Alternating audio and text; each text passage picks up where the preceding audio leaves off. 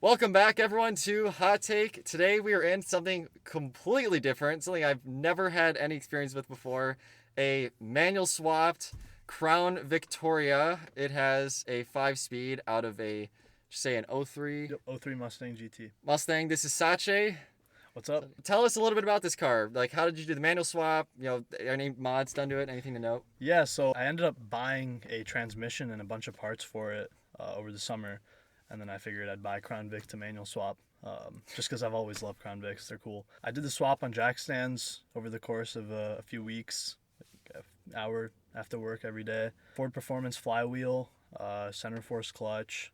It's a lot of the stuff that comes in the ADTR kit. There's this company that does manual swaps on Crown Vics. There's a bunch of info online in terms of doing this swap for the whole range of years for them. So it's pretty well documented. It was a fun swap. That's funny. You started with the parts before you even had the car. That's great. Well, obviously in the description, we'll have a whole list of everything that's been done to it, but let's go ahead and take this manual swap Crown Vic on the road.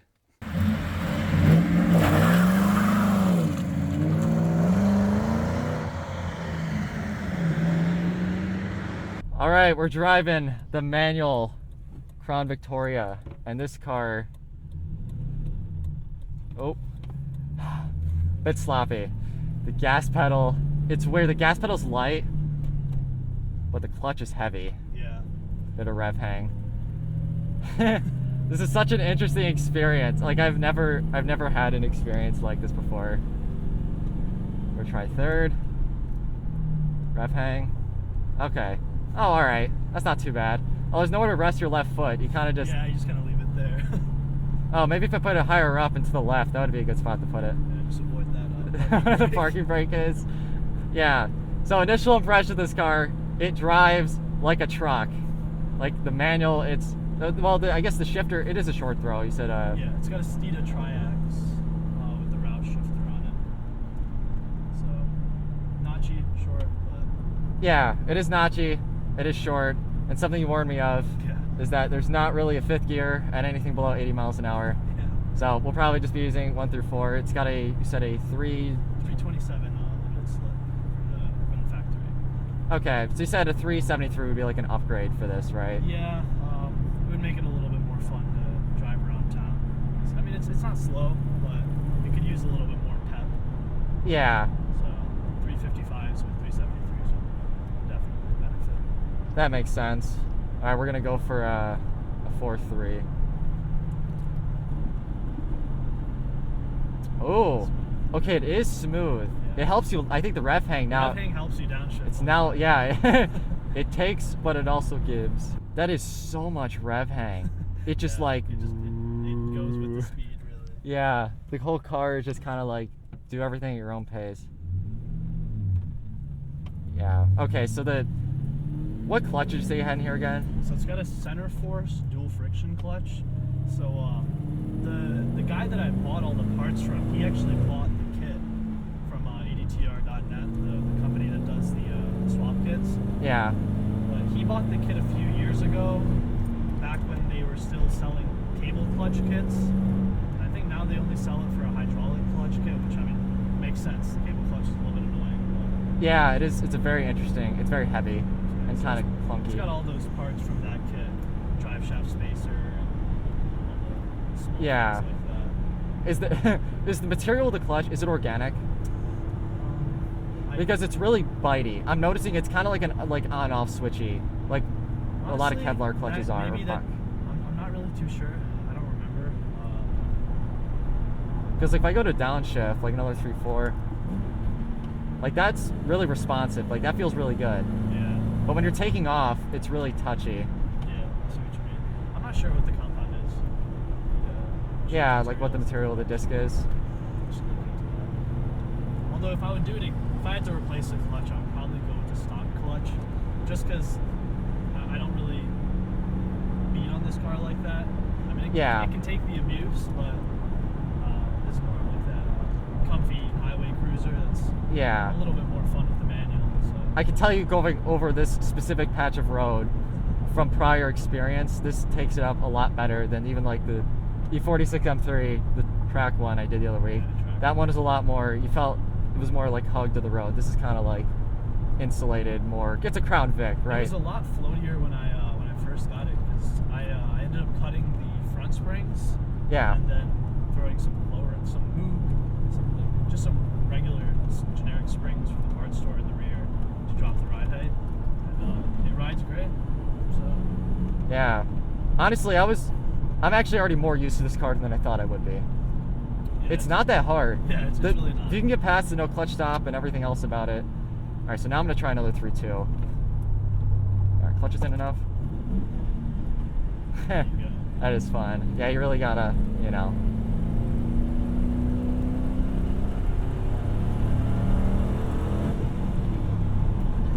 Yeah, the rev hang. Everything is just slow. It's like do it at your own pace kind of thing. Yeah. You see a lot of people do like burnouts and like abusive things in this car, but this car doesn't naturally like feel like it wants to do that. It doesn't. I think people are forcing it to do that. Different from like you get in a Honda with VTEC, right, or a BMW 6. They kind of want to. It's like go go go. This isn't like that. It's just like. Which is interesting because this car is tuned. It's got a tune on it. There's a guy Marty out at Moe's Speed Shop. Well, those brakes are good. Oh yeah. Yeah. It's got some solid stuff. Heavy car. It needs good brakes. Yeah. But keep saying what you were saying. Oh yeah. So it's got that tune. So he pretty much sent me an SC tuner. And it's got an 87, 93, and E85 tune.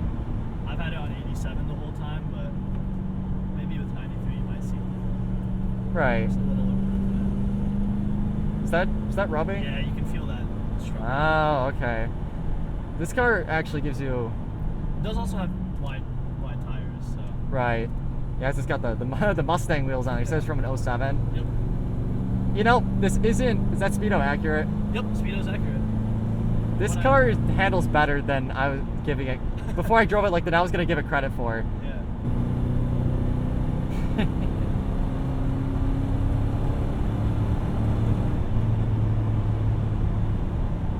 It's not a slouch either. Yeah. You get good. I mean, it's got long gears, but you get some good torque up there. It's I think not that you really do a lot of performance driving in this car, but this is if you were going to, this is the third gear. Just stay in third. Yeah. Does well. You hang around 3,000 most of the time, and oh, there's my rubbing. Yeah, I'm trying to not. I'm trying to not like slow down so I can steer less and also someone threw a cup in the road. How unfortunate. Chick-fil-A. Yeah. Wow. Yeah, it hugs the corners really well, and it absorbs everything. That is kind of nice. All right, laid out in third. What we got?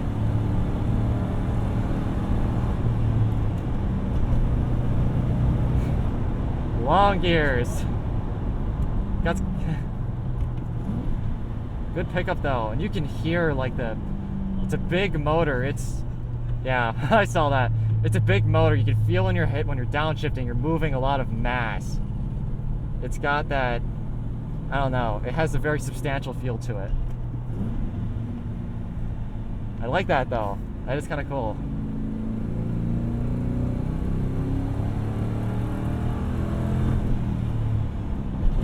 Oh, that was really rough. Traction control kicked in.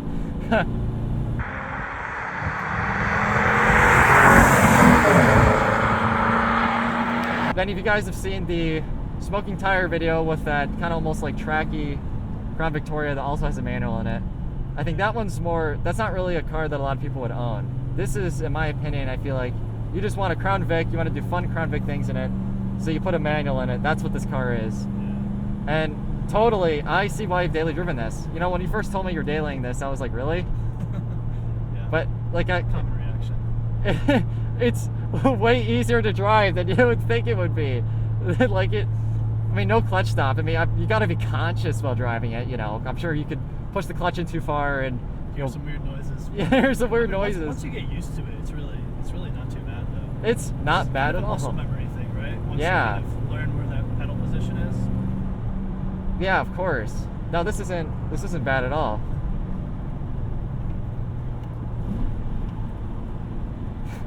every time you go for a downshift, you gotta try to downshift this car. You gotta really push that pedal. It is not like. The red drop. Oh, there we go. That was good. I will say the most difficult part of the whole swap was the pedals, just because tight area to work in. Yeah. It was annoying doing everything in there. It was dropping the trans was honestly easier just because there was more room to work. Yeah. It's funny you were talking about the spacing between third gear and the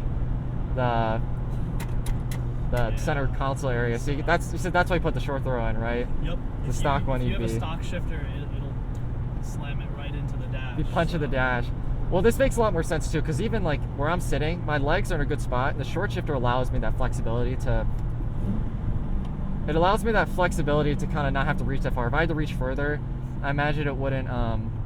It just wouldn't feel as nice. It'd feel like I'm working a lot more, or I'd have to sit in an uncomfortable spot to, you know, to get a good like shifting action. Third gear again. Yeah, it really. You don't really need more than 3,500 RPM to just kind of get you up and going.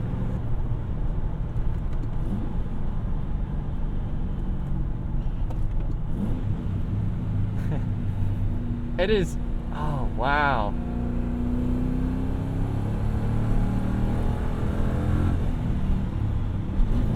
Yeah, the rev hang really gets you there. Yeah, it does. It almost punishes you if you shift too fast. Yes, no, you have to let it drop, and it's like, You no, let the car calm down. Yeah, the car's like, hey, what are you doing there, buddy? You gotta chill out here. We're just This ain't no Mustang. It's yeah. big. Exactly. I gotta say, it's weird being driven in this car. You know, I gotta say, it's pretty comfy just sitting here. I'm always the one driving it, so. Yeah.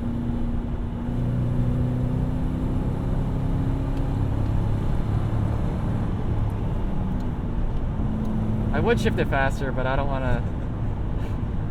to really abuse it. Although it's funny, there's not really any part of this drivetrain that's inherently fragile. I mean, it's just. It's all Mustang. Yeah, it's Mustang, and then.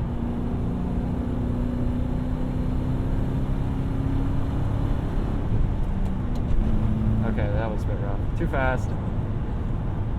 For another third. It does sound good. I like that. It's the Flowmaster 40s. Rear cat elite. And just some nice little chrome tips. nice little chrome tips. We appreciate some nice chrome tips here. These here parts on this channel. You know, it doesn't not like 4,000 RPM. I wonder if it doesn't like 7,000. Not that we'll find out. One day. Right? Maybe someone will be crazy enough to do it with their Crown Vic. Boost it or something.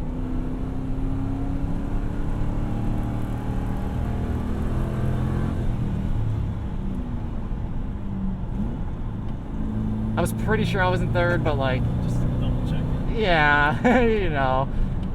The short shifter is not vague, but it's because the physical, and it might be the transmission, the physical gates are really close to one another. Yeah. So it's kind of, it leaves you guessing a little bit like, all right, well, what are we doing here?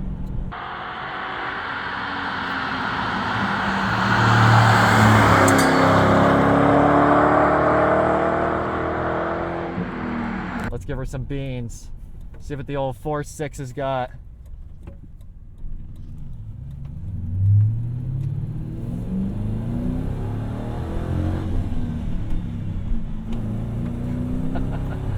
It's getting there.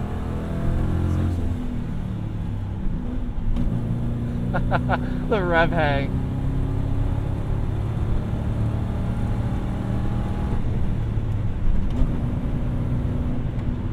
This gearing is not bad. If it didn't have rev hang, this would be fantastic actually. That third, fourth gear, it's aggressive enough where like you can just lay into it and like you can just keep going.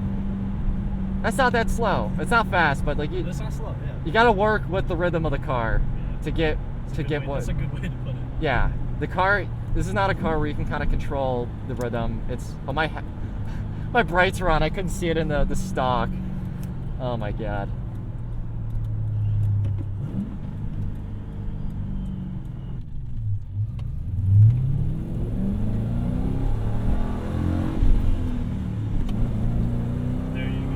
Yeah, that was a bit faster. Oh, wasn't a fan of that.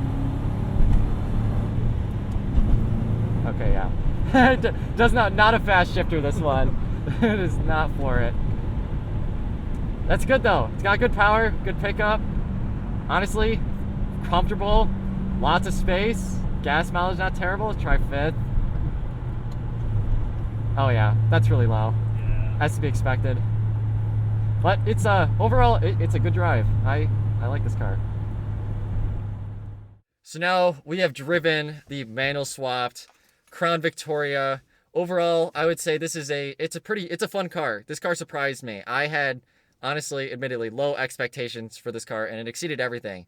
It's comfortable. It handles a lot better. I mean, it is a big car. It's got a lot of binaural, but like it's a lot more confident than you would think it is even on these, whatever all-season tires are on here. The manual swap is not too expensive on these. So you can buy a Crown Vic that's in decent shape, manual swap it, and I think it's a pretty fun daily. They don't get bad gas mileage, and buy one with an LSD and you can have some rear-wheel drive fun. Thank you, Sache, for letting me take this car out. I'm glad you enjoyed it. Yeah, it was a lot of fun. Now on to the score. In the daily category, this car gets a 4.5. The ride is very cushy and you have lots of space for your stuff, your friends, or you can smuggle things in it because you have a trunk that was designed to fit prisoners that misbehaved. Unfortunately though, it has its fair amount of wind noise, is lacking most features, and frankly, just feels cheap everywhere you look and touch inside, which hurts the score a lot. In the weekend score, this car gets a 4. At the end of the day, this is just a Panther body. It was a car built with a purpose, and fun was at the back of the list. They can do burnouts, and this one being a manual makes it a little more engaging, but with the cars now having the I have a cop car stigma, it's more of a turn-off than wearing a stained wife beater t-shirt. For the should you buy it score, I will give this car a 6. Crown Vics are a good value. They're still as reliable as they ever were, and there really isn't a reason not to buy one. If you need a big car and need something durable, here you go. The drivetrains and chassis are known for their ability to take a beating and go a bunch of miles without putting up much of a fight. This brings up our total to 14.5, putting it here on our list. You'll notice I'm now accounting for reliability in our third score, so the previous two have been tweaked slightly. The Crown Vic is the lowest tier Panther body, and while I've developed a soft spot for these cars, they are not particularly good at anything. A Panther body just does car well, and its score reflects this. If I were in the market for a winter beater and wanted something fun, a manual Crown Vic would be a serious contender. But outside of that, I think it has its place in the car world and it earns its rightful place close to the center of the list.